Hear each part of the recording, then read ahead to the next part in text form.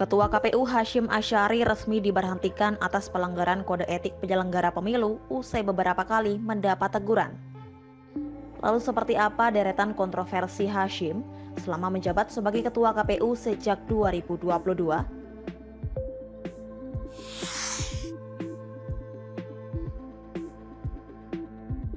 Dewan Kehormatan Penyelenggara Pemilu atau DKPP menjatuhkan sanksi pemberhentian kepada Hashim lantaran ia terbukti melakukan tindakan asusila. Tindakan asusila itu Hashim lakukan terhadap seorang perempuan anggota panitia pemilihan luar negeri Den Haag Belanda. Putusan pemecatan itu dikeluarkan oleh Ketua DKPP Hedi Lugito pada Rabu 3 Juli 2024. Jatuhkan sanksi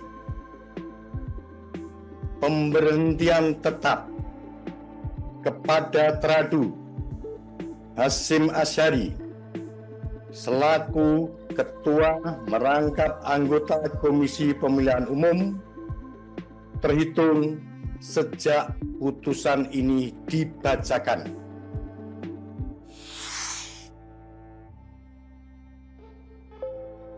Hashim terbukti memproses pendaftaran Gibran Rakabuming Raka sebagai calon wakil presiden tanpa mengubah syarat usia minimum Capres-Cawapres pada peraturan KPU nomor 19 tahun 2023. Padahal kala itu Mahkamah Konstitusi telah mengubah syarat batas usia peserta Pilpres. Tindakan Hashim ini pun berujung pemberian sanksi keras oleh DKPP. Tak jera, dengan sanksi tersebut, Hashim malah mengakomodasi putusan Mahkamah Agung. MA diketahui mengubah tafsir penghitungan batas usia minimal calon kepala daerah yang dihitung saat pelantikan dan bukan saat calon tersebut mendaftar sebagai peserta pilkada.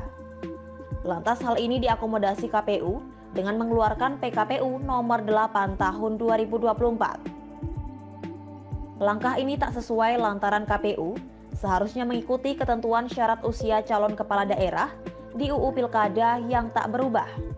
Kemudian, momen ini pun digunakan oleh Ketua Umum PSI Kaesang Pangarep maju sebagai calon gubernur pada Pilkada 2024. Dengan adanya peraturan KPU baru itu, membuat Kaesang bisa mendaftar sebelum berusia 30 tahun. Padahal jika peraturan yang lama, Kaesang belum dapat berlaga di Pilkada 2024.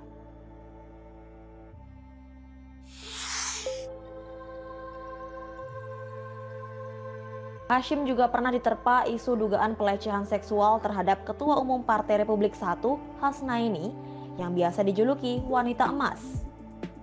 Namun kasus tersebut tak terbukti dan Hashim hanya diberikan sanksi oleh DKPP karena kedekatannya dengan Hasnaini. Diketahui Hashim aktif berkomunikasi di luar kepentingan pemilu dengan Hasnaini. Lantas, hal ini pun dianggap tidak patut karena Hashim dinilai melanggar prinsip profesional sebagai penyelenggara pemilu yang berkomunikasi di luar batas dengan calon peserta pemilu.